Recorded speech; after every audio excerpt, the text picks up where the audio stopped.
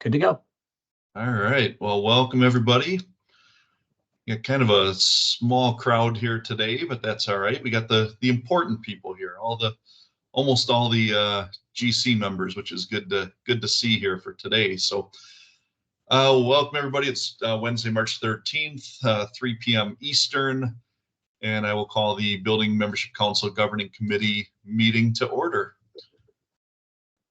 So welcome everybody. We'll go first off, welcome. That's item 1. Item 2, any announcements, changes, or adjustments to the agenda that anybody has? All right, seeing and hearing none. We will go on to roll call and also the governing committee members' time. So if there's anything that the governing committee would like to say as Bill calls the roll call, any topics that you want to bring up for the future meetings, anything like that, any speaker topics that you'd like to see at a future meeting, please speak up as you're getting an introduction or getting your roles called. Ed Lisinski. I'm here. Yeah. Mark Matheny. Tom Allen. Elizabeth Arrington. Present. Brian Bishop. Here. Diane Carter. Here. Allison Cook. Here. Paul Demers. Here. Andy Higgins. Here. Rachel Parrish. Here. Terry Kozlowski. Here. Chris McWhite. Eric Miller. Here. Amrinder Singh. Here. Brad Wungluck. Here. There you go, Mr. Chair. I'll also call Director Hampton. Looks like he's joined us again. Yes, I'm here. I had some trouble getting on, and then it bounced me out, and I had to reconnect. We have a little birdie told us why you got bounced out, but we'll save that for another time. Okay. Just for the record, also Bill Nash here, staff liaison, and Mark Roberts, also staff liaison for the Building Membership Council, is here. Any other ICC staff members on? Don't see any. And any other board of directors? Don't look that way at this point. Hey, Mark. I don't see any other ICC board members at this time. So there you go, Mr. Chair. You have roll call and quorum. All right. What was that, Ron? I said I heard from several of the directors that said they were in other meetings or classes or inspections. And Andre Hines said he was in another meeting also, but just to let you know, we may have some join late. I don't know yet. Sounds good. All right, and I see in the chat, Amrinder reached out to Chris, so he should be here in just a second. So, all right, we'll move on the agenda to item 4, approval of the meeting minutes. As you all know, when you get these agendas and everything, Bill does a great job of having that clickable link that will take you out to the minute, the recordings of the last meeting. And they're all time stamped and things like that. So everybody's got an opportunity to go back if you do miss a meeting or anything like that. If you ever want to, find out who was or was not wearing pants at the last meeting, you can always go back and take a look at that and see. So all that stuff's kind of kept for perpetuity, and you can also get to it through the ICC or the BMC YouTube page, and I think it's also linked on our website, right, Bill? Sure. So the answer to that is yes, it typically is.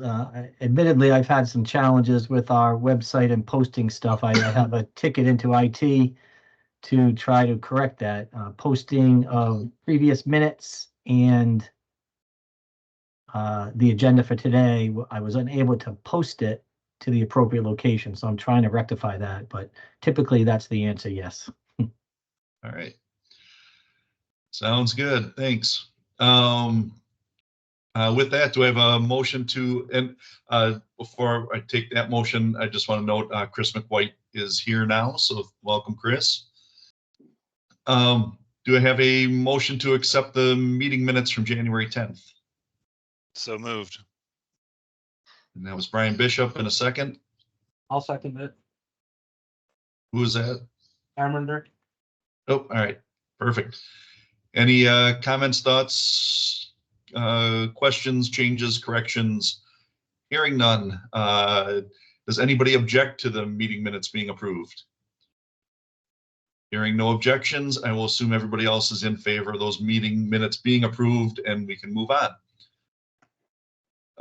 Move on to non-BMC GC members time or guest time. So this is a chance for anybody else that's out there to address anything to the Building Membership Council, anything that you'd like to see on a future agenda, any topics that you want to bring up, any speakers that you might be interested in hearing from at a future meeting. We don't have any speakers today, but I will open it up to any guests that we have who wanted to speak up. You can use the raise hand feature and we can call on you. All right, and I am seeing no one raising hands. So with that, we will move on. So item number 6, chairman report. I really don't have much other than, just obviously, it's starting to be spring. Everybody's starting to ramp up construction. Everybody's getting a little bit busier.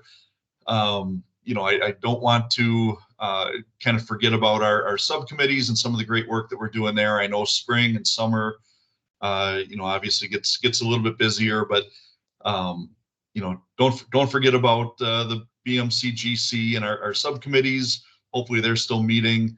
Always looking for volunteers on any of those. And I know we have some great chairs who are going to get their minute to speak about some of the great work they're doing. But again, kind of don't forget about that. Also, obviously, it is spring. People are again, construction starting to pick up, I'm sure, in everybody's region. So just stay safe out there. I hope everybody's safe. All your staff is staying safe. And then just sort of last thing I wanted to mention is just, look forward to seeing everybody in less than a month, about 3 weeks or so from now. We'll all be getting together in Orlando. Hopefully everybody can. I know we'll cover this a little bit later on, I believe, in the agenda as well. Yeah, towards the end of the agenda, we'll talk about that, our meetings in Orlando, but everybody should have gotten, an email with the some of the information about that. Make sure that you register for it. It's a free registration, but make sure that you do get in there and get registered for it. And then they sent out information on lodging and also the non-staff reimbursement forms. So make sure that you have a copy of all that, that you're keeping your receipts and submitting all that stuff at the end.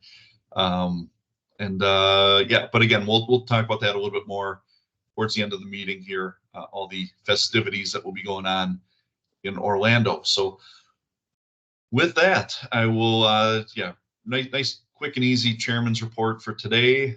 Don't have too much else. And I will turn that over to the vice chair, Mark Matheny, for his report. Awesome. Thank you. Good afternoon, morning, and however it may land. I guess we have no mornings at this point, but I thought I was going to be brief, but I think you beat my brief. Just a few things I wanted to touch base on. A lot of what I wanted to talk about, we're probably going to hit as we roll through this meeting, and we're getting really good momentum on all, on a majority of this. Certainly the first 2 items. We kind of ended our last meeting talking about measurables and how do we identify them and how do we hit them. I still think that's always a great idea. I think in our subcommittee reports we'll kind of pull on those as to what those look like, and it's always important to kind of key in on what measurables we actually have, what we're doing, And with those include the small wins, right? So we want to, and it sounds just like such key words, and I don't mean it to sound that way, but you know, we just things that we can do that we can get, that we can knock out pretty quickly. You know, let's find what those are. And I'm gonna throw something out here that I just want people to ponder on. I want you to ruminate on something as we progress further into the year. Certainly nothing that we need to do right now, but as we look at what our subcommittees are, we've got two. We've expanded and contracted them over the years, just depending on availability and capacity, and that sort of thing. I want us all to think, and we can talk about this as we meet in April, which is my last item, is about creating some, and this could be, I'm not saying necessarily a subcommittee, but maybe it's a task group, maybe it's a workforce, I don't know, but something along the lines of an education team, right? Something that's kind of, that has concentration, and there's a few of you out here that I know have the ability and have the interest in this. And, you know, I think it would help the group as a whole to be able to identify, because we commonly talk about presenters in each of our meetings. We have to kind of manage how that time works. You know, we've recently had a conversation about maybe we do get a presenter, but we land them at the end of the meeting, right? And maybe that way we don't jeopardize the time that we have if they do go too long at the beginning. But I think this education kind of task group can identify maybe valuable presenters, can identify the presentations at the ABM, right? Typically we do a presentation and that changes, right? The education component is changing a little bit, but I think we can kind of monitor how that moves. There's a call out right now, and the end date is like the 31st of March, so we've probably missed that window, but who knows? We can talk further on that. But and then also, you know, we can, that this education group can kind of identify what we would do with the Building Safety Month. You know, in our last meeting, we kind of talked about what that looks like, identified that there's already some membership councils that are doing something. But if we have kind of a cohesive team that's doing this continuously, then I think we can always be just a little bit ahead of the curve. So I just want everybody to kind of think through that and what that could look like, and what kind of capacity and ability we have with that. And then my last item is just the April meeting. We're going to talk about it a little bit further down, so I'm not going to get into it, but I just want to say I'm really looking forward to seeing everybody who's going to be there.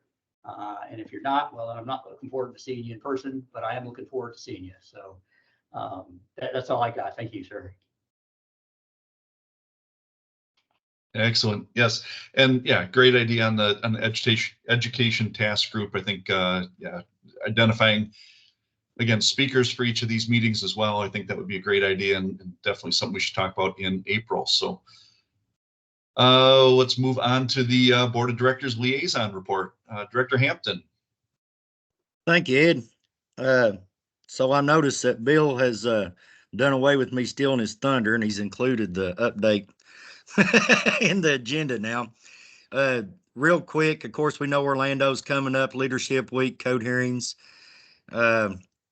Tomorrow is the deadline for the award nominations and honorary nominations. So it's not that hard to fill out. If you got a bio or resume and you know the person very well, you can fill that out in just a matter of minutes for those nominations.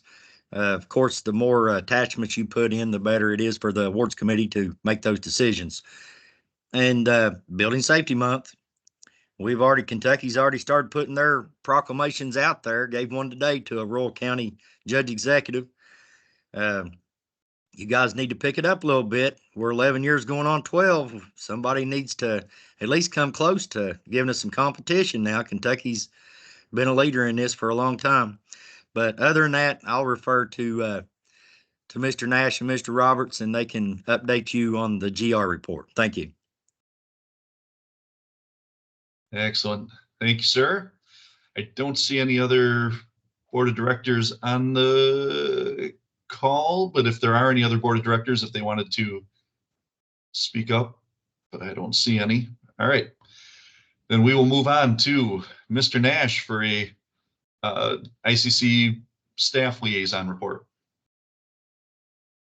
Great. Thank you, Mr. Chair. Thank you, Mr. Director Hampton, for allowing me to do my job and give you the important information.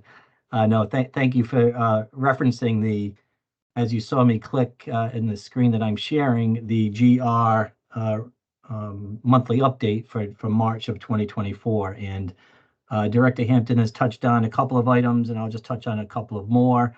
Certainly the awards deadline is coming up this Friday. Of course, please, there are many worthy candidates out there, and this, as Director Hampton mentioned, there'll be much consideration given to candidates who have, good material to help support their nomination. So I'd encourage you to do that.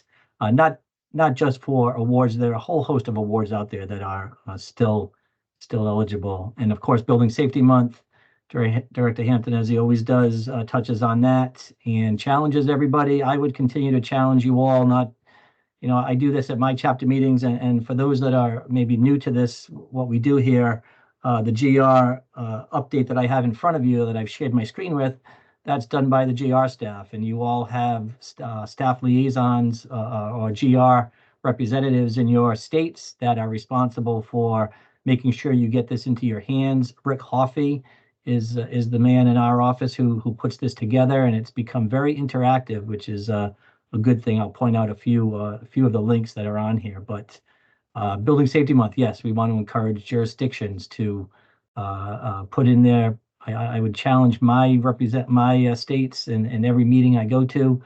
I'll challenge them to go after your not just your chapters, your local chapters, your state chapters, your selectmen, your aldermen, council people. We will take proclamations from respectfully just about anybody. It's about raising the profile of what we all do out there. And I'd encourage you to, ask and keep asking, and you'll be rewarded for that. So good on that. I'll point out to you all on this document. Obviously, all of the stuff that I'm hovering over are clickable links. I won't click on the links and drag you through that, but I did want to point to. We will touch on the leadership events shortly in the agenda, but I wanted to point to some important deadlines that are coming up April 5th. Just last week, a new round of RECI grants was put out there by DOE, and many of you have probably received some requests from GR staff or others to participate in this, and there's been some good play on this. Again, I know coming on the heels of BRIC and several other grant opportunities, it can be overbearing. I get that. So ICC has created a building code grant matrix, and I won't click on it. I'll let you do that. But this will give you kind of a quick version to dial into what you may be eligible for. It should help you go through the quick checklist, a quick question and answer, and spit out what you and your jurisdiction may be eligible for you to consider talking up amongst your peers, your jurisdiction, your chapters, and whatnot. So I'd encourage you to use that as a good guideline.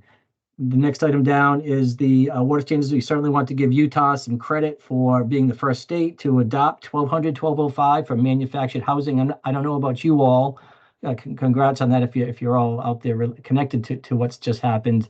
But I don't know about you all, but I'm seeing an awful lot of, at least in my states here in New England, activity surrounding the manufactured industry and modular industry. So something to be aware of. And of course, ICC has these great standards for you to consider looking at, and good on Utah for doing that.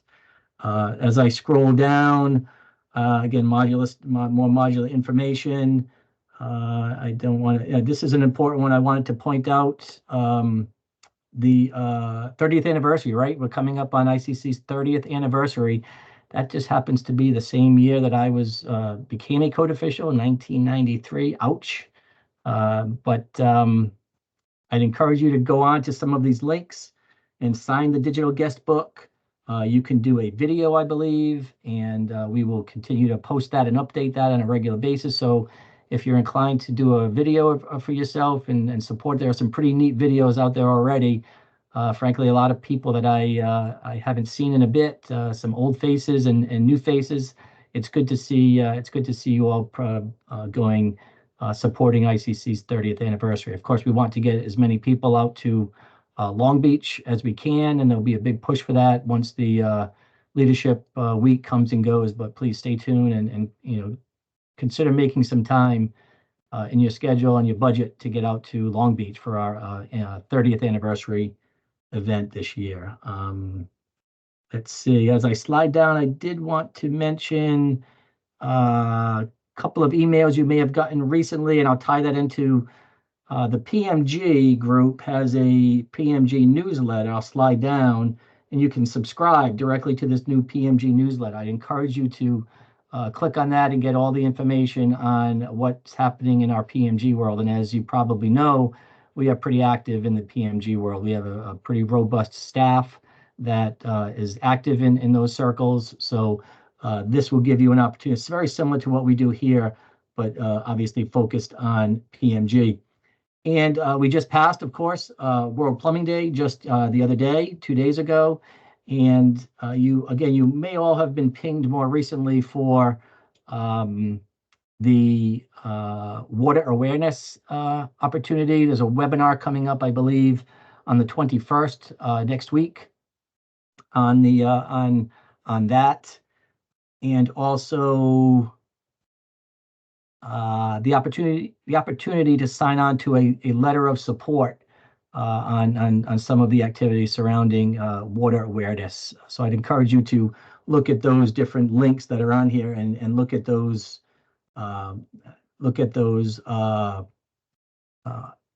links and opportunities to chime in on the water awareness opportunity. Let's see. The only other thing that I will not touch on, I'll let others do so, is the appeals that recently happened. I can tell you that the appeal hearings have, I'll just say the appeal hearings have been concluded. They've rendered a decision. The ICC does have a website for that, and I believe it's in front of the ICC Board of Directors on the 18th, I believe, of March for a further hearing. So I'm sure later on in the meeting, somebody can update us all on that. And lastly, for those who are relatively new, or if you're a primary member, unfortunately, you've missed the deadline for what we call our member validation for the new cycle. The March 8th was last Friday, and that was the deadline for you to have your governmental memberships in place to do voting for the for this code cycle, and that's for the next 3 years, folks. So you needed to have validated your membership. This is not voter validation. This is membership validation. So if any of you have questions or concerns on that, please reach out to your GR rep or Ron Peaster. But the only last item I'd touch on relative to that is years ago when we validated our memberships, we would get to validate up to, in some cases, years ago, it was 30 days. You'd have to validate your membership up to 30 days prior to a voting event.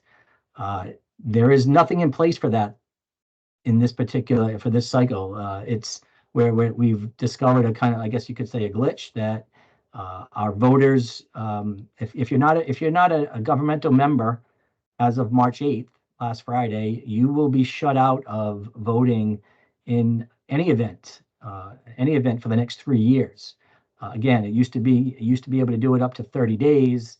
There is a proposal in front of our certification group. I'm not sure what committee that is, but I do know there's a proposal discussion with Ron Peaster to bring back 180 days. So in other words, if a new inspector comes into your office, a new employee, and you want to get them on as an ICC governmental member, you can do that, but they will not be eligible to vote unless it's within, since March 8th. So stay tuned on that. I don't want to upset anybody who may have missed the deadline, but these are the rules, folks. And, we have put it out there quite a bit, but don't mean to end on a down note, but, the validation of voting still does happen within 30 days. of a voting event. So obviously we're not voting and there's no voting in Orlando this year, but there certainly will be in Long Beach. So we want to make sure that as many people that are attending out there are eligible to vote in all of the annual business meeting activities. I know that's an awful lot of information. This document has all of that and then some. So again, I'd suggest you go and get that. If you are not getting it, please let us know. And when you do get it, print it, share it. There's nothing secretive on here. It's all good information that can help you, your membership, your stakeholders, your anybody within your world. This is good, relevant information. So then, share it freely. So that's all I have. I'll ask Mark Roberts to maybe chime in if he has anything. Mark will be, has come on board as our new staff liaison. As you know, I'm jumping over to the steering committee. That will happen. It's already begun, and Mark is transitioning into this role. Most of you know Mark. You've seen him. He's come on board, and he's going to be a great addition to what we all do here. And of course, I'm not going anywhere, but Mark will be taking on kind of the day-to-day stuff with this council pretty much from here on in, and at the Leadership Academy when we're down there in Orlando. So that's all I have. Mark, if you want to say a few words, it's all yours. Hey, Bill, thank you. I really don't have anything to add to your update. You've really covered all the important items, which is what we do all the time, so it's understandable. I did add a link in the chat for everybody to get to the monthly update if you're interested. And again, just reach out to Bill or me to be added to a email list to get the monthly update. That's really all I have, Bill. Looking forward to working with the BMC and looking forward to seeing y'all in April. All right. Thanks, Bill and Mark. I know we've got a couple questions from people. I see Chris has his hand up. I know Diane had a question she put in the chat, but I did just want to mention, 1993, you started up as a code official. I was still in middle school then. So, just want to throw that one out there at you. Ouch.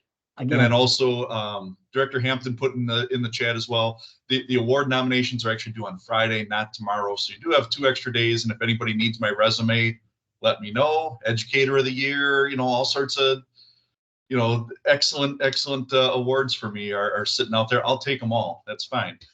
But I think we did have some questions out of that staff report. So let me touch on Diane's if that's okay in the chat. Yep. I just saw that. Yeah, Diane, great question. So if you're pending, you're going to be okay. I can tell you that Ron has been inundated with these requests at the last minute. Of course, we are all notorious for being last minute people, and there's a lot of last minute people coming in to validate their membership. So once you go in and you answer the 2 questions that you answered, you become a pending approval. Ron has 2 people in his office, 2 staff people that go in and they actually manually look at each of the answers to the questions. They check the title that you hold, and they validate that you are valid as you meet the qualifications to be a governmental member. So we actually do that. Ron's staff does it. Until it gets changed, you will remain as a pending member for voting purposes until Ron's staff gets a chance to click on individually each one. So that's what Ron is working on. I hope that answers your question. all right. Chris, did you want to jump in there? Yeah, that was essentially my question. I got a written response back. So if you have a question about anything dealing with your membership, despite the fact it's only 2.5 people working in Ron's office, as it were, there is a quick response I got back from Teresa in there, and it echoes exactly what Mr. Nash just said.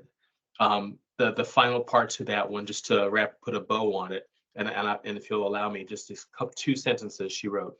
When active governmental members submit the electronic voter validation from their primary contact's login account, the names are assigned into the pending status. We heard that. Here it is.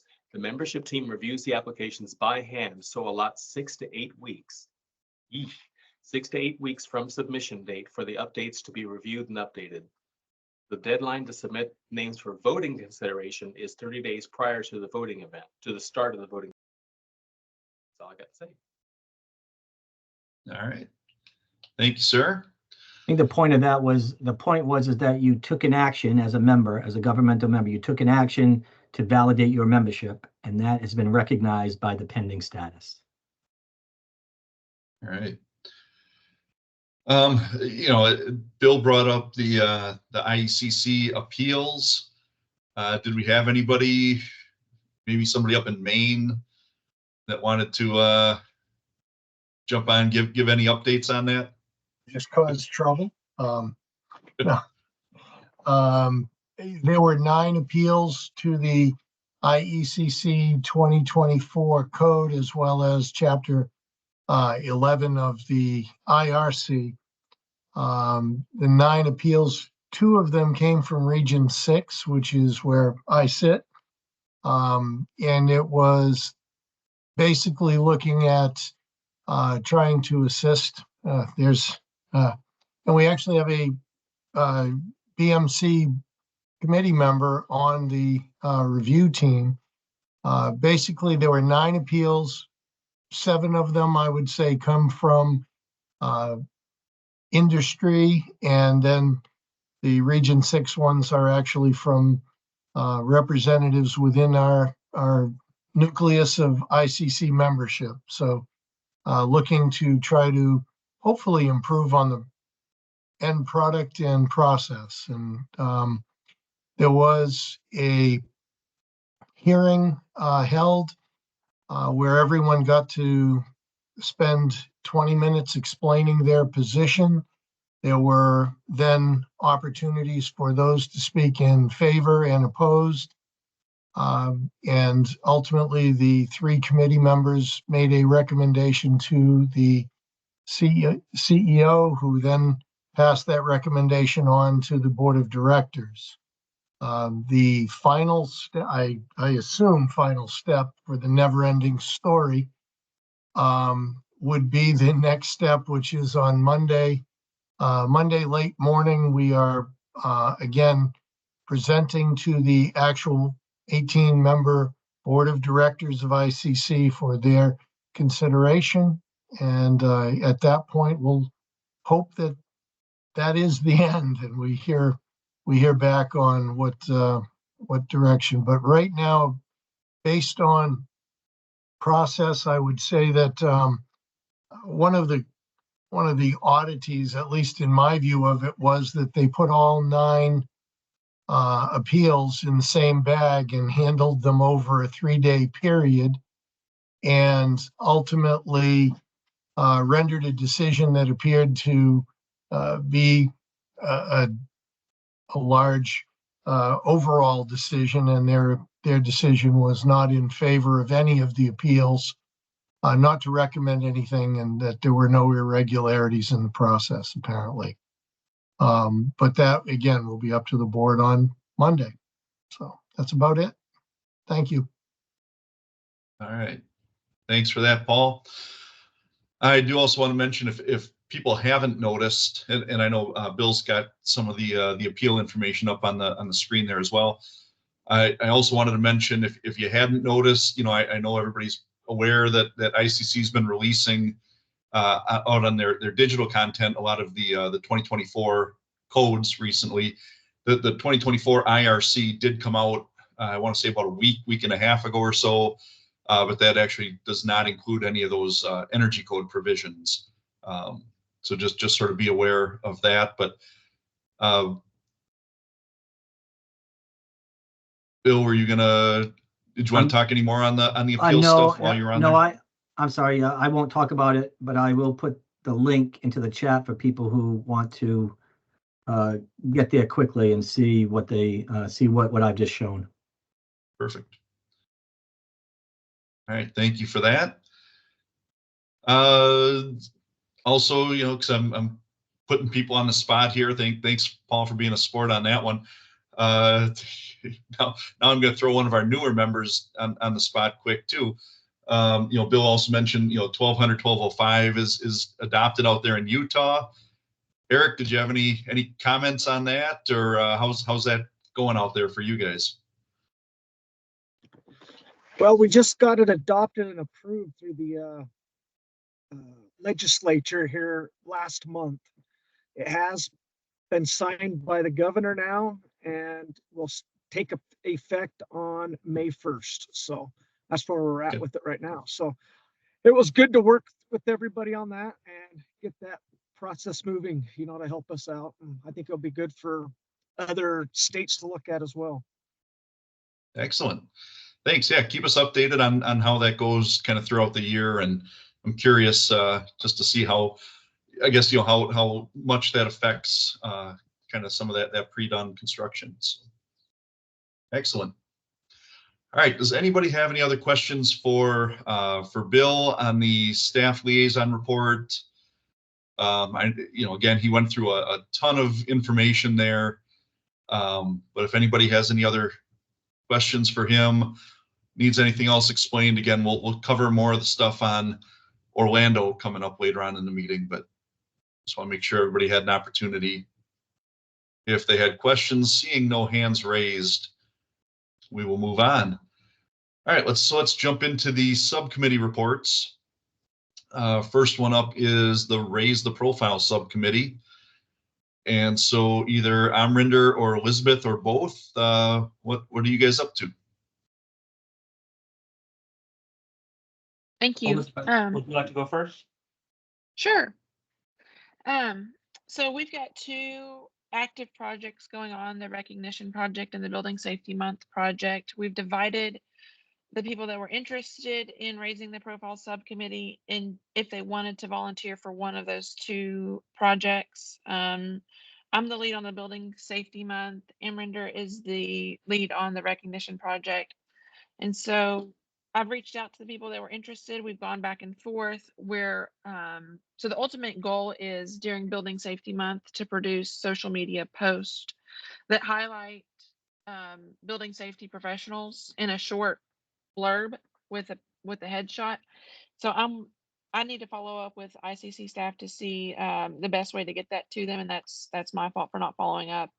But our subcommittee little group is working on a Google form that we can send to governing committee members or building membership council members to complete so that we can create these little profiles that will then be posted in May.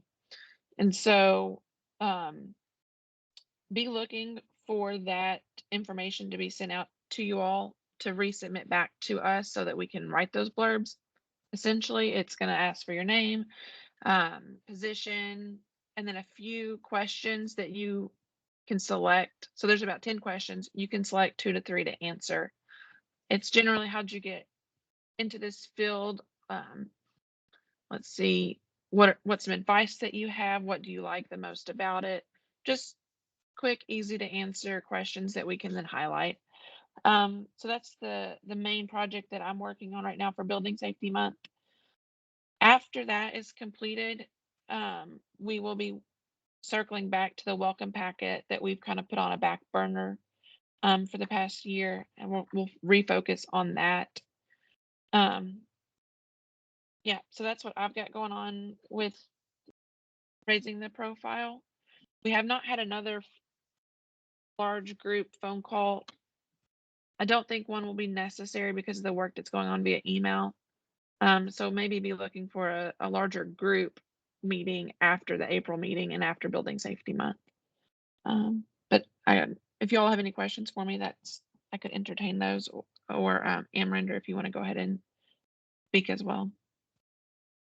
Well, I see Allison has her hand up, so I'm assuming that's more for you. So before we jump over to Amrinder, let's take care of any questions for Elizabeth's side of it. So Allison, go ahead. One comment, one question. First, I want to say thank you so much to Elizabeth. It's been awesome to see the ability to not have to have a bunch of meetings and to do asynchronous work online. I actually have really liked the emails and how much work Elizabeth has put into this and taking feedback that way. So I thought that was awesome, because sometimes what holds us up is finding time for the meeting and then meeting and that, you know what I mean? So I want to commend Elizabeth for that and say, nice job. It looks awesome. And then I guess, Elizabeth, my only question to you is how can we help or support you? Like, do you want us, once this survey is ready, do you want all of us members on the council to post that out, share that? How can we help support getting this out so you have those profiles for Building Safety Month? Okay, thanks. Right now, so since I'm using a Google form, I've received feedback that if you're a non-Google user, they're having trouble using it. So I may need help troubleshooting that because it's not necessarily my gift. But once that glitch is worked out, what I need from the governing committee in general is, and the building membership council, is just for people to complete them and send them back to me, because I would like to have a sizable number and not just 2 or 3 that are completed, so that this makes an impact. So the biggest thing is just once that gets sent out, taking a few minutes to complete that. But I will send that probably in an email to the work group, some more direct information and instructions after I actually know how it's gonna happen in timeline, when I follow up with ICC staff. So there is something to do. I just don't exactly know what that is yet and how best to utilize the resources of you all. Excellent. Thanks for that. I also want to note that Tom Allen is present now, so welcome, Tom. And I think this is one of the few times in my 6 years or so on the building membership council that I think we had a full GC here. All 15 members are actually here at the same time. So quick, somebody go out on an inspection or something. Get out of here. All right. Well, welcome everybody. All right. Yeah. Thanks, Elizabeth. Thanks for all your hard work on that. That sounds wonderful. It sounds like things are definitely on track there. Let's jump over to Amrinder and hear about the recognition side of it. All right, thank you, Ed. So on the recognition side, we actually have 5 letters. Those are, the first one is recognizing the entire department, of building or code department. The second letter that we have ready is for when a code official obtains a certification. So and that includes permit tech. So whether it's a permit tech certification, certified building official, housing inspector, we have all of those. Pretty much all of these letters are plug and play. It's just changing the name of the certification, changing the name of the individual or the department. So that letter is ready to go. We have another letter to recognize a jurisdiction for a program or an ordinance that they implemented, adopted, and that has been successful for their community.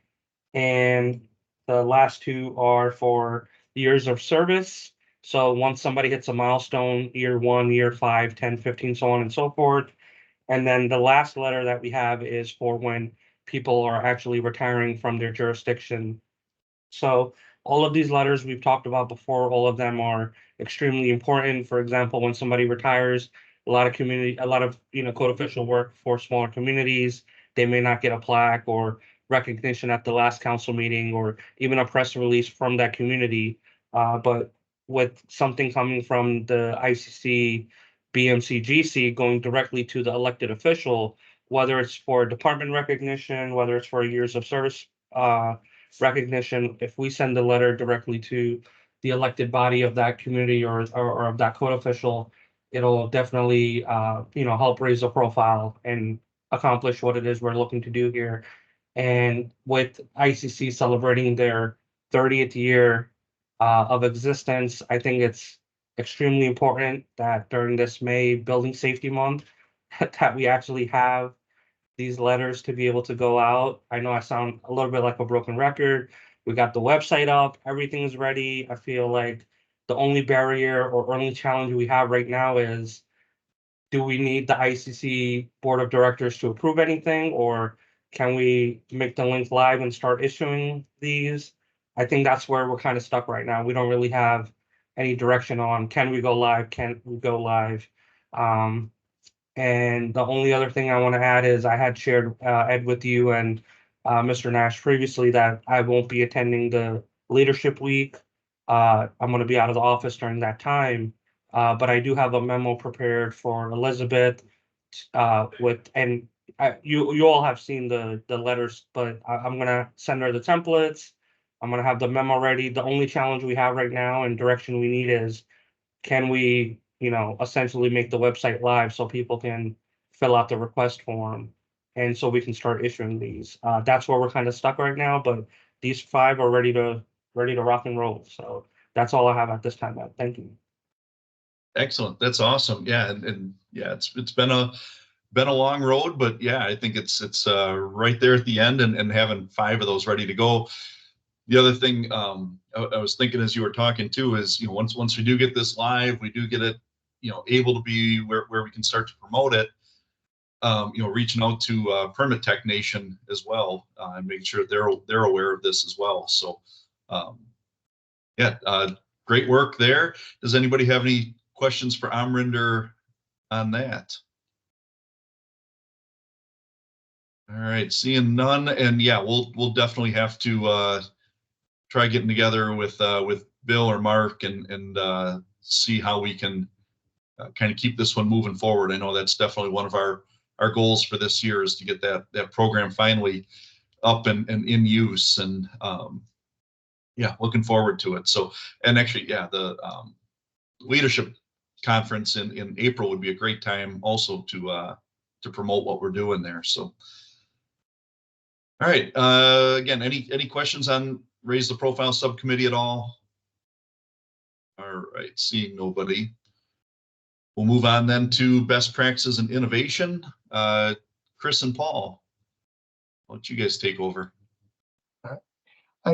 Chris, maybe I'll jump first here, because I think I've got one that might extend onto Arminder's effort, but I have been reaching out and talking with Chris about something. I don't know if it's an innovation or just a recognition. We've suffered some pretty memorable losses of some code officials in Maine this year. It's been a tough season, and so one of the thoughts that I came up with, that Chris and I bounced the idea around, was when we do the recognition at the ABM of all of our deceased members, I was hoping that maybe we could find some way that when members report their losses, if you will, that maybe there would be an opportunity for ICC to maybe have a relatively standard letter to go back to families, so that families understand the appreciation that our industry has for the fallen folks. And that's one that I would have some language available at the leadership conference if that's something I can share there. But again, that's not necessarily a best practices or innovation, I guess, in the long run, but certainly something I think that would be beneficial. But Chris, all yours. Exactly, and contrary to our chair's opinion, I don't think anybody wants to take over. So you got this. It's all good. I don't know if anybody has had a chance to look at the member resources pages recently on the ICC's webpage, but when you get a chance to, you'll see that there's at least 8 different links there, 8 or 10 different links there, one of which speaks to exactly what Paul brought up here. And he's well correct. It's a good idea to do more than just to have your name flashed. I mean, if anybody who watches the Oscars, like maybe I do, maybe nobody watches them like I do. This year's showing of who passed away in the entertainment field, it was woefully inadequate. It was terrible.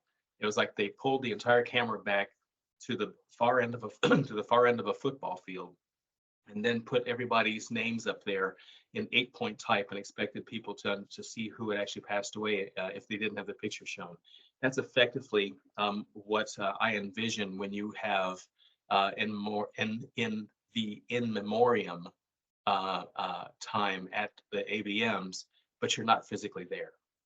So you have to go look for it. Now, obviously, we don't want ICC to become comorbid about it, but there should be something more to Paul's point than just flashing your name across the screen from a football field away.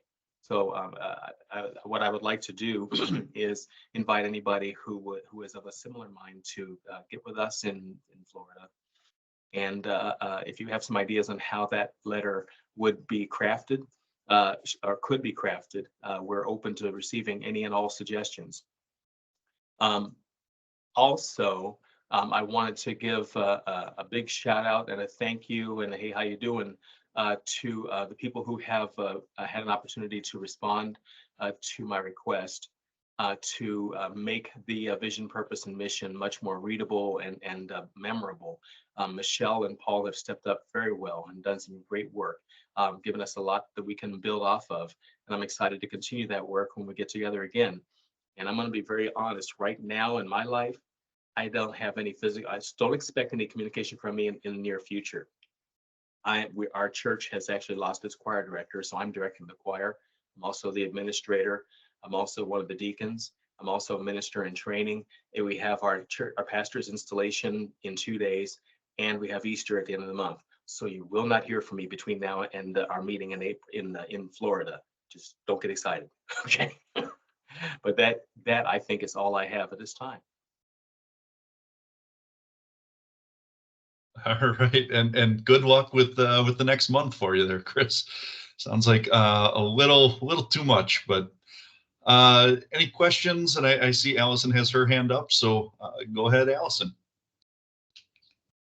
This might be more for Bill or Mark, or maybe you can direct us who, but in terms of the letter, as far as like making that feasible and not having extra work on staff, I know the way that we can report that in is that JOT form. Does anybody know from like a technical standpoint, is that something as soon as somebody fills it out, because they have to put in their name, the email, and then all the information that would be generated automatically in this letter? Is that something that could be automatically generated and sent out? I think the challenge I see in some of this is that manual aspect, but that seems like that's very easily overcome in this case since there's already a digital form, but I don't know what I don't know about that. Bill or Mark, your thoughts? So I don't know, Allison, what you mentioned. I do know that just to maybe back up for a brief second, the deceased members does have a similar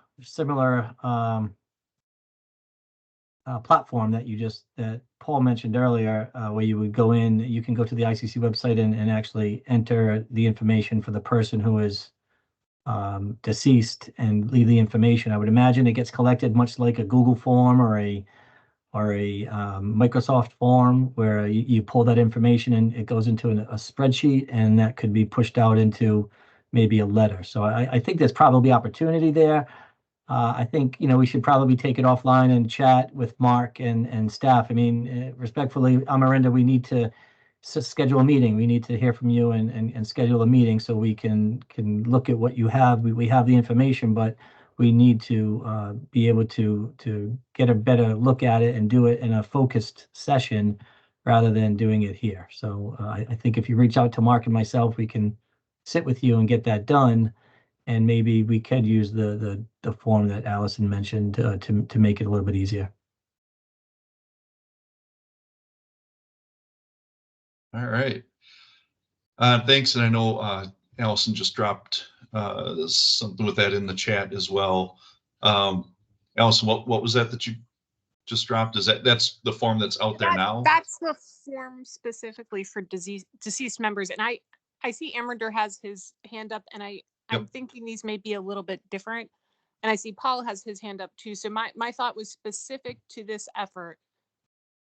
is this something that rather than putting something on ICC staff to manually have to do or building membership council staff to have to do, since we already have this job form? But I think Bill's suggestion about Chris, Paul, whoever, Amrinder, whoever else setting up a meeting specific to this one, and whoever Mark or Bill you guys think from, I don't know who manages your jot forms and stuff, how, I don't know how that works. We don't have that at Arlington.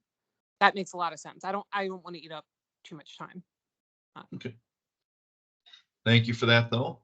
Amrinder, go ahead.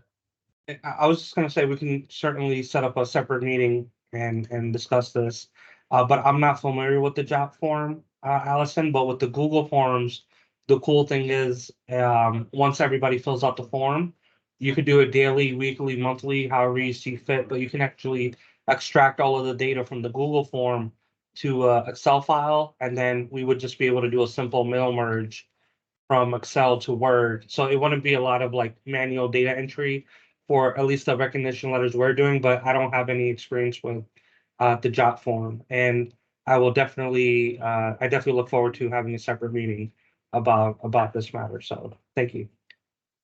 Sounds good. Thanks. Paul?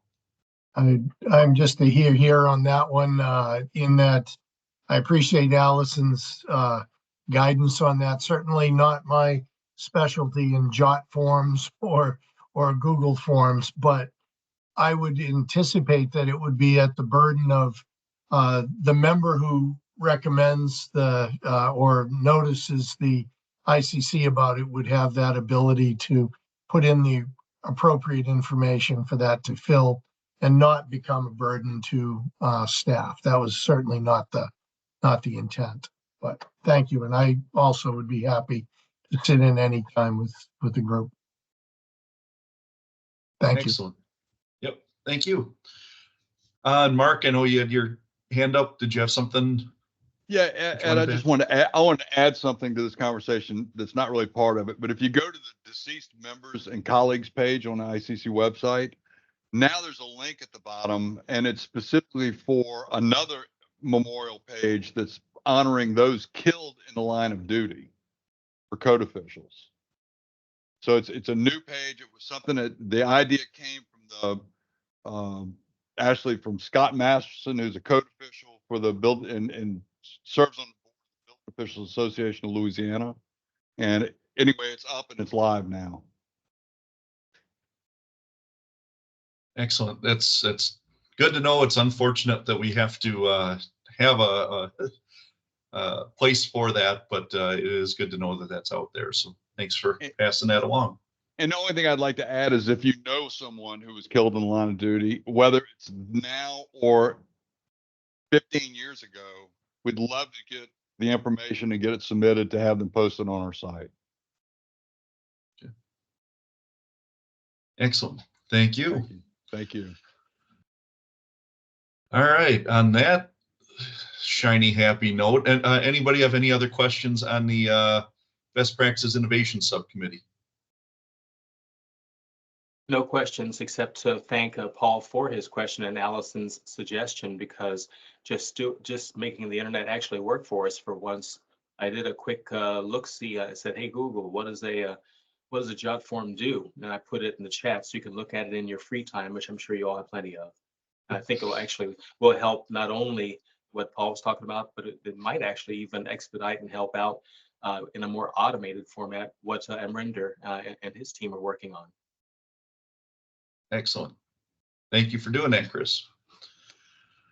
All right, we will move on to our Membership Council liaison reports. First one up is the Membership Council Steering Committee. Allison? So I'm looking forward to seeing everybody at the first in-person steering committee meeting. It'll be a bright and shiny 8 a.m. start time before all our separate MC meetings. When folks can make it in Orlando. We are looking forward to being able to put together a pretty clear, straightforward report for the board that is a summation of all the MCs. And right now, I'm sure we'll talk about it more, but the general hope or expectation is each membership council every year will be providing, hey, here are at least 2 tangible initiatives, measurable things we're going to do. And that doesn't have to be crazy, right? BMC does a lot of fabulous stuff already, but it's highlighting, we're going to do this member outreach, or we're going to do 2 trainings or a white paper, whatever it might be. It's going to be different for each membership council. And there might be things that every year we do, like Building Safety Month engagement, and there might be new things every year. But the goal is every MC has at least 2 initiatives that we report, hey, this coming year, that's what we're going to be working towards. And we also report on past initiative, whatever the past initiatives were. Hey, this is where we were successful. This is where we found barriers, challenges, lessons learned, whatever it might be, so that we can provide that really simple, straightforward. And I think that's the biggest thing we're hoping to kind of form up around the steering committee this year, and consistently provide a high quality report to the board every year and highlight what great work all of the membership councils are doing. Excellent. Thank you for that. We also have the chair of the membership council steering committee, who I see just turned on his camera. So I'm sure he's just itching to jump in there. So Tim Diehl, any comments as well? Anything to add to Allison's report? Yeah, no, I appreciate Allison taking the lead on this. I just will mention March 26th, we will be having a meeting. So, hopefully we will have all the chairs and vice chairs together to kind of lay out the plan and what we expect to happen in Orlando. And just to mention that at Orlando, I know the keynote speaker, everybody's seen that. What you don't know is there's going to be a roundtable after that. The roundtable will consist of the steering committee, as well as participants from the chapter academy and the professional development, be moderated by Dr. Green. So I encourage anybody who will be available and be around to come listen to us speak again. So that's all I have. Excellent. Thanks, Tim. I'm sorry, Allison? Tim, got one thing. I wanted to thank Rachel for volunteering. For stepping up and being our secretary. Yes, thank you. I was like, crap, what did I just volunteer for? I didn't even say anything. All right. Yes. Thanks, Rachel, as well as obviously Tim and Allison for stepping up, being our chair and vice chair for that as well. So I'm sure we'll talk about it later on, but I just want to be clear, the steering committee meeting at 8 a.m. on Sunday of the code hearings there, I believe that's open to anybody that wants to attend. Correct, Bill? Yes, indeed. It in effect will take the place of the general membership council meeting going forward. So that's the idea. Yes. Yeah. So if anybody wants to get up early with us and go attend that, you're all more than welcome. Or you can sleep in and just show up for our meeting at 9. And there will be coffee right outside the door this time, not 100 yards away, right outside the door. Well, that's good because, for Bill and all other Patriots fans, they can't go 100 yards. So. I didn't think we could Man, get. you stepped right into that one. All right, moving on. Any questions for the membership council steering committee group? Any questions for Tim or Allison on that? And again, I'm sure we'll talk about it a little bit more coming up as we talk about the leadership week. All right, up next on our liaison reports, the Emerging Leaders Membership Council. Allison, I think that's you again, right? And also, I see we also have Jacinda in here as well. But I did unfortunately have to miss the last ELMC meeting, so Jacinda, I don't know if you'd like to provide the update. Yeah, I can. A lot of the stuff has already been discussed, but the one thing that we did have was Alex Kerr did give a brief presentation about the technical training program and about now being in ICC's learning management system and the fully interactive portal with interactive quizzes, videos, exam, and auto-generated certificate of completions. Excellent. Thank you for that. Any questions on the emerging leaders?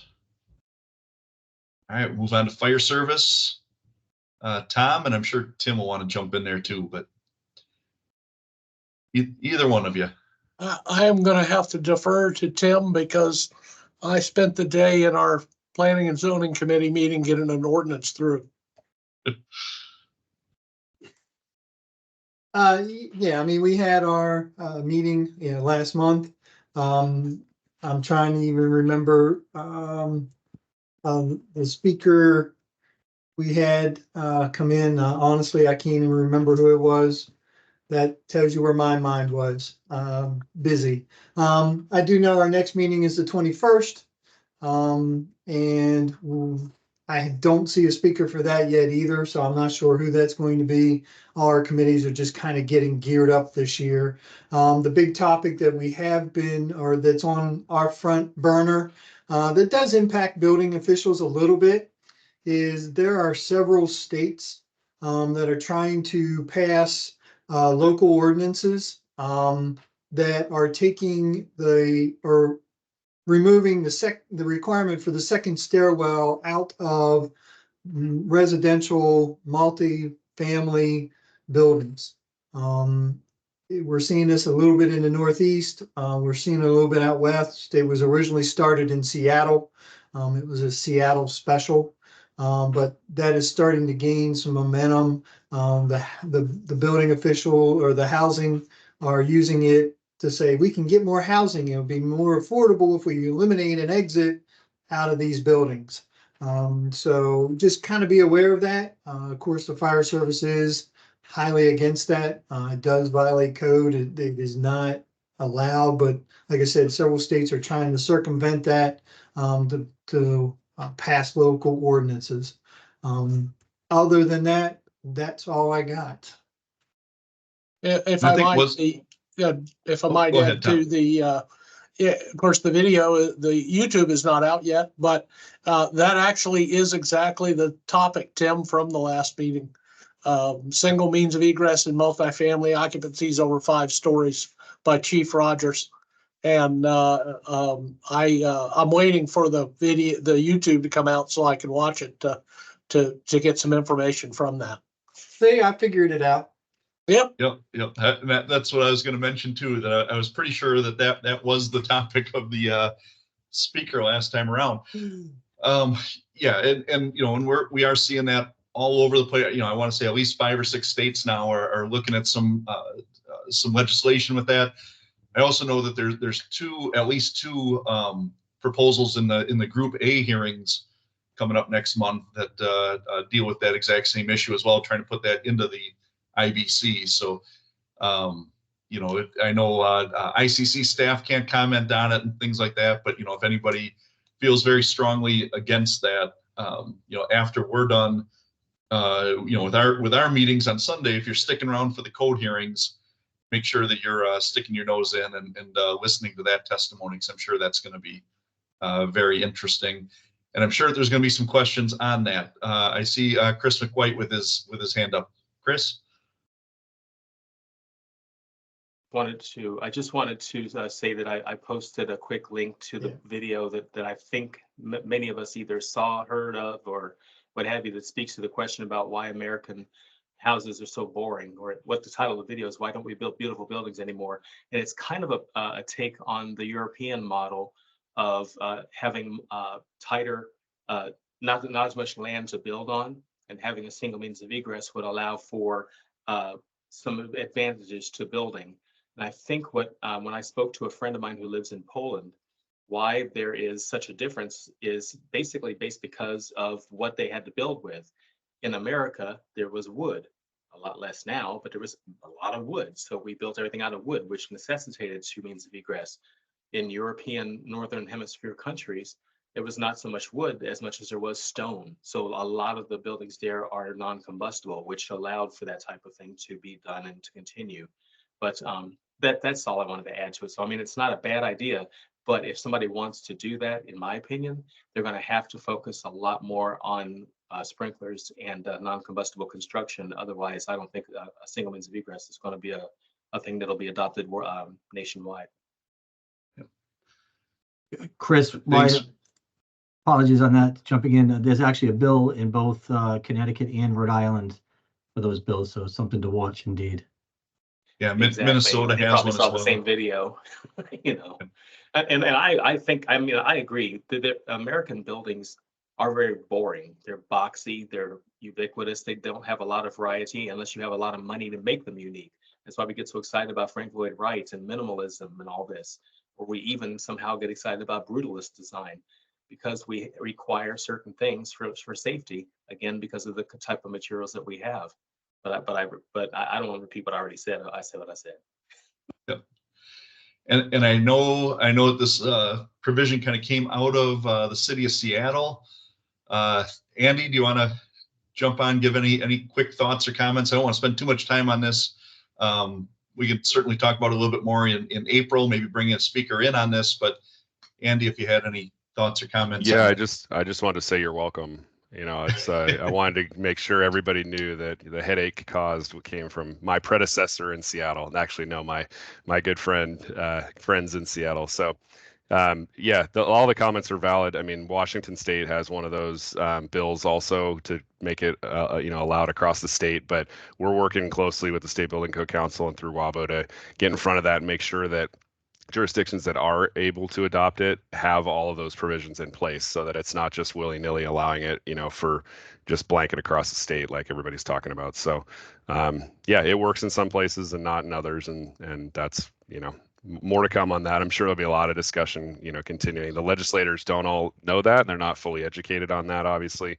So, you know, trying to get ahead of it and working with them proactively has been the suggestion. We've gotten some really good traction, making good relationships with the people who are advocating for it, with the guys that it's there to try to build housing more affordably. But at the same time, we're also telling them, you know, just because you're wanting to build housing more affordably, you shouldn't make it substandard. So, you know, we need to make sure those provisions are in place and that the safety provisions go along with the allowance for that. So anyhow, yeah, more to come. If you guys have other questions, Ardell Jala is now our building official in Seattle. She reports to me, and we're happy to share information or have any kind of discussions you'd like. Thanks for that. Mark? Yeah, thanks. Just following up on this super briefly, there's a conversation going on in the chat simultaneously. And Andy, that's a great point. And if there is an assembly of information, I think that's going to be super helpful. Somebody threw in here, Allison, maybe you, about the fact that they're going to supplement the code by going through the legislators, right? They're going to circumvent the code process by going to the legislators. Yeah, I know we're going to see that. That's what we're seeing. That's, I think, why this is ruffling everybody, Mark, is not that this isn't, this is totally appropriate in Seattle. Like I put in the chat, I can literally stand on my apartment roof and hit 2 fire stations. So I have no worries about that. But that's totally inappropriate. Like when I was in DC, that would have cost, this code change proposal will cost lives in fire events because of response time and apparatus availability. So the problem isn't the code change itself, it's that they're trying to circumnavigate this process and do it legislatively. And a lot of them aren't even putting in some of the restrictions Seattle wrote in. So it's crazy. And I don't want to speak ill of Seattle or Andy or your team's work. It's great for Seattle. Yeah, and I think it's important that we have a summary document or some access to those limitations so that we can go to the legislators who are proposing this. I know we speak commonly to them, mostly unsuccessfully, but at least if you can have something you can bring to the public eye that here's how that works in other places, you can't just arbitrarily throw in a single exit stair in a 5-story building. So I know Andy has his hand up, but that is one of the things that came out of Fire Service Membership Council. If you're on their emails, they did put out a really nice email with some good bullet points, but I'm sure, Andy, you have additional insight I don't. Yeah, I mean, we can share more with you from Seattle and from Washington State, and what you're exactly right. They're just circumventing it. It's no different than the push to try to get up to 6-unit structures into the IRC and built out of the IRC. That's another bill that just passed in Washington State. Was we had to try to get in front of that, which basically we worked with the legislator to say that there would be a mechanism in the IRC effectively an appendix that basically adopts by reference all of the requirements out of the IBC for 3 to 6 unit structures that are not townhouses, obviously. And so, you know, we're working with the state to try to do that. They had brought that to the State Building Code Council in prior, you know, before the prior legislative session, and it failed. And so they took it straight to the legislature and pushed it through that way instead. So, you know, some of this stuff gets done to you, and some of it, you know, you can be a part of to try to get at least in front of it as best you can. Now the next fight will be whether sprinklers comes over with that from the IBC to the IRC when we build those buildings out of the what may end up being an appendix in Washington State. So yeah, lots more to come on all of that. But those are some of the things that are happening nationwide, just in the name of affordable housing. So thanks for that, Andy. And yeah, Tim sent over, put a link in the chat, but also sent over the presentation to Bill and I. So we'll make sure everybody gets a copy of that. And yeah, what we should probably carve out some time at the April meeting to put some good discussion on this. See what we want to do. Take a look at what Fire Service Membership Council is working on as well, and you know, kind of use some of those talking points as well. So, but yeah, like we mentioned, you know, it's popping up all over the country in the legislative process, in addition to coming up here in Group A in the code change process. So again, you know, I think, you know, we can all agree, you know, it's more the trying to circumvent it through the legislative process. If you have a code change and you want to vet it out through the code change process, that's great. Let's have the debate. Let's hear it all out. But you know, don't just throw legislation in there to try and circumvent the code. And I know Bill's highlighting the next one here to keep me moving on here. So we will we'll talk about this more in the future. So don't make me comment. I know. All right. Global Membership Council Liaison. Who is that? I don't have my sheet here. It's me, Terry Kozlowski. All right, Terry. Yeah. Hi. So I attended the meeting. They discussed a webinar that they had that Dan Vickers presided over. It was for transformational leadership, and they had 78 participants. Oh. I guess transformational leadership is more of a touchy-feely kind of leadership style than what most people are used to, which is more of a direction based leadership style, where I'm going to tell you what to do and you're going to do it, versus I'm going to ask you very nicely and tell you how wonderful you are if you will do something for me. I guess the millenniums seem to think that that is the way leadership should work. There will not be a global connection day or forum at the leadership hearings. What ICC staff is going to do is they're going to incorporate the global voices into adding a global panelist to every panel. So you will get to hear from them wherever you go. We heard Tom Roberts discuss the World Water Awareness, and he's putting out a newsletter on plumbing for that, and that was pretty much it. Awesome, thank you. Yeah, and actually that'll be really interesting actually in all the panel discussions to get that global perspective on each of those. That'll actually be fairly fascinating, I think. So looking forward to that. Anybody have any questions on the Global Membership Council? All right. Next up, major jurisdictions. Andy. Hey, yeah, so I didn't go to their meeting on Monday, but I did talk to Sam Steele, who's, I believe, now the chair, or maybe still a vice chair, I'm not sure, of that committee, are now moving to council. And basically that's what he said they're primarily working on, is just the transition from a committee status to council. So they're pretty much, you know, tied up with that at the moment. And that's about all the feedback he had for what they've been working on. Excellent, thank you. PMG. Eric, did I give that one to you? I think so. You did. All Yep, right.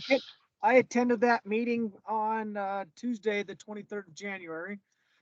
Unfortunately, I am traveling today, so I forgot to bring my notes with me. But all I can tell you is that it was a great meeting, and those people know a whole lot more about plumbing gas than I do. That's some of the new things that you hear about that I've never heard of before. So it's going to be a good experience. I did want to bring up the part about the website they've got that you can sign up for. That was one thing I do remember. But yeah, so hopefully I'll be able to report to you in April in Orlando. Excellent. All right. Thanks for that. And any questions on, I guess, yeah, either major jurisdictions or PMG? I think I skipped that one. All right. Brian, sustainability. Yeah, sustainability. They met Friday, March 1st. I was able to attend the meeting. I think they were hoping to have some more of their members there. They were a little short-handed. They did talk about some of the various items that kind of I think all membership councils struggle with goals and different subcommittees, that sort of thing. Just looking for additional direction on some of the subcommittees that they do. Their sustainability award is there was some thoughts on that, on whether where they want to take that and whether they wanted to have it at the annual conference. And I think they're still looking to see if they had anyone apply for it. I know that was something that even when I served on it years ago, we always struggled with too. So otherwise it was fairly brief meeting. Like I said, they were a little short-handed on that one, but yeah. All right. Thanks a lot. Yeah. Anybody have any questions on sustainability or any of the other liaison reports? I don't think we had it. Do we have anybody from any of those other membership councils that wanted to give any updates? I don't see anyone. All right, excellent. Moving on with the agenda, we only have 5 minutes left here, so I'm going to skip over the 2024 goals just because I want to make sure that we're all clear on the leadership week stuff. If we get some time, we can go back to it. But Bill, you want to talk about the leadership week? Sure, briefly, Mr. Chair. So clearly, I put it on the agenda so you all have quick access to the important things to know about.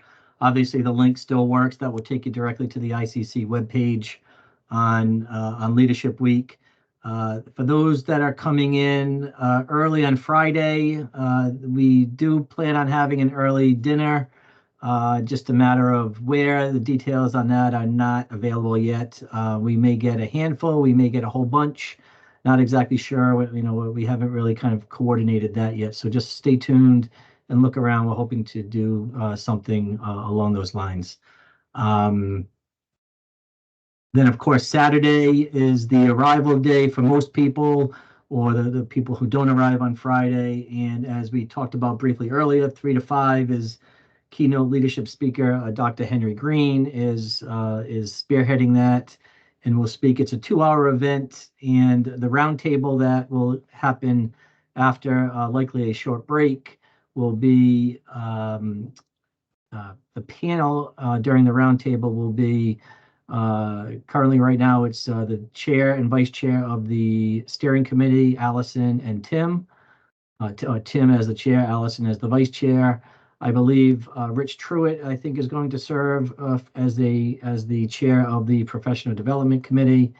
And I'm not exactly sure who's going to represent somebody from the Leadership Academy. So we'll touch on all aspects of who's attending Leadership Week and hopefully kick off that particular day on Saturday, the arrival day, a little bit informally, but certainly a great opportunity to hear Henry Green speak about leadership and how it incorporates the Leadership Academy or the Leadership Week, Leadership Academy, Membership Council activities should all tie together nicely there. Then, of course, on the evening of Saturday is the Building Safety Month reception. Much of that information is available if you click the link. Not much else to speak on there. Sunday, of course, at 8 a.m. So that's an early wake-up call for some of you. Very early wake-up call. So make sure we don't have too much fun at the Building Safety Month reception, as some of us tend to do.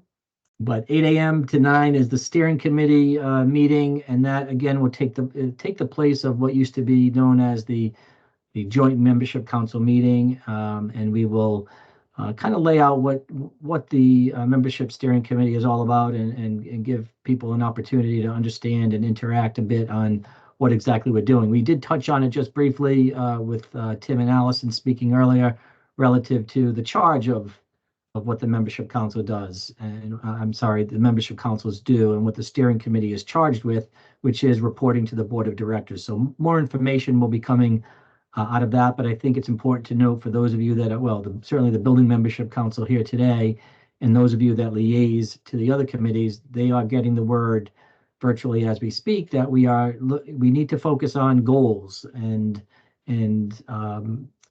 we need to report upwards to the board of directors as we changed the council policy last year. So let's keep that on our radar, building membership council folks, and also people who are tied into other membership councils as well. Please get that onto your agendas and radar, because more to follow with that meeting on April 7th. And then, of course, the governing committees meet from 9 to 11 on that same day on Sunday, and then the panel discussion. I believe the panel discussion, I correct me if I'm wrong, anybody who knows more than I do on this, I believe it's more, that will be more geared towards the code hearings and the code development process, and but that's the idea, is to have a lunch with some discussion on what to expect for people who may not have attended these before, and what to expect out of the hearings. I think an opportunity to ask questions, so that should be a good event as well.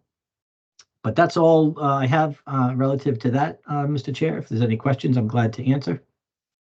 Yeah, I see Eric's got his hand up. Yeah, sorry about that. Hey, Bill, I know you talked about in one of your emails that we needed to sign up for that dinner. Do we need to sign up for it, or do we just need to show up? And is this just for the building membership dinner, or is it all committees? Yeah, that's a good question, Eric. Thanks for asking. So no, we initially thought we might have people sign up for this. We were trying to get a handle on how many people, but the logistics in Orlando relative to finding a place to eat right now is limited. So we're not asking for people to sign up. So the answer to that is no. And then the other question was, is it just us, or yeah, everybody else? I think we were looking at maybe just us and fire service. Yeah, so at this point, that particular dinner will be for, all membership councils will be open to dinner. I mean, we cover your travel, and that's considered part of your travel day. So, we cover dinner, and if you choose to do it on your own, so be it. But we found in the past with the fellowship of having as many governing committee members together from various different governing committees is usually a nice opening to the week or to the event. So it is open to all governing committee members on all governing councils. We don't anticipate having an awful lot, but there should be a handful enough where we can try to bring together a meeting. So nothing. It was going to be more formal, not so much now. So just kind of when you get there, ask around, and we'll start to share that information as it comes together. All right. Hey, thank you. And to clarify, Bill, everybody gets 2 free nights on ICC. Is that correct? So if you come in Friday, you get Friday night, Saturday night. The meeting's on Sunday, so you're flying back out Sunday. If you come in on Saturday, you get Saturday night, Sunday night, fly back out on Monday then. That's correct. And I just say that if exceptions do come up, if anybody has those exceptions, then please reach out to myself or Ron Pista directly, and we'll work with you on some unique challenges you might have with travel. Yeah. And you can obviously stay longer if people want to, and hopefully everybody's going to stick around, attend some of the code hearings. There's some really great American Wood Council proposals out there for Group A. So definitely stick around for the code hearings if you can. If you've never been through the code hearings, it really is the best education that you can get on this stuff, on learning the code. So Bill's got the stuff up there for the leadership committee. I know we're a couple minutes over time. But one thing I also wanted to bring up, item B on the agenda there was the annual conference, which is going to be October 20th to the 23rd. The call for presentations is due on March 31st. So in the past, the Building Membership Council has put together a presentation. Mark and I have done them a couple times now together. I think Chris Young did one once. You know, so I mean, we've done these in the past. I'd love it if we were able to do one again. It's usually I think an hour and a half is usually what they're looking for on these. So not a ton of time, but they have a little bit longer times as well if we really did have a great topic that we wanted to do. But I think we'll probably have to discuss that a little bit offline, just through some emails between now and then. So I think we're going to start losing some people here. But if people have any ideas, oh, go ahead, Bill. Yeah, I would say, Ed, that traditionally, for those that this may be different for you, traditionally the education ICC training has allotted time for membership councils to do this type of training in the past. We've got nothing official on that yet, but they will likely accept something directly from the membership council. So as Ed said, I would, keep it on your radar, and if you have an idea, reach out to Ed, myself, Mark, Marky Mark, I guess that's probably not appropriate. Marky Mark, reach out to us, and we will hopefully get you connected appropriately with, I believe it's Liz Chigola or directly to Matthew Wynn, whomever's coordinating the ABM education. But we'll get you connected if there's interest in doing so. We don't want to miss that opportunity. Yeah, I definitely think we want to do something. So again, if anybody has any topics that they think would be great for us, or if you're interested in giving the presentation, same thing, reach out to Bill and I, but I'll shoot around some emails on that so we can start to think about that. You don't necessarily have to do the full 90 minutes. We can tag team it with somebody else. Like I said, Mark and I have done a couple of these together now, but it's definitely opening this up to anybody else that would be interested in doing some teaching or anything like that. So, all right, more to come on that. Any other questions on the leadership week or anything like that? Everybody should be good with where they're going. All right. Any other things that need to be brought up for the good of the committee here? Seeing no hands, I will take a motion to adjourn. So moved. And I heard a couple voices, so I'll take one of them as a adjourn, one of them as a second. All in favor? Aye. All right. Thanks everybody for sticking around a couple minutes late. Appreciate you all, and look forward to seeing you in about 3 weeks or so. See you in Orlando. Thank you. All right. See you, everybody. See ya. Yeah.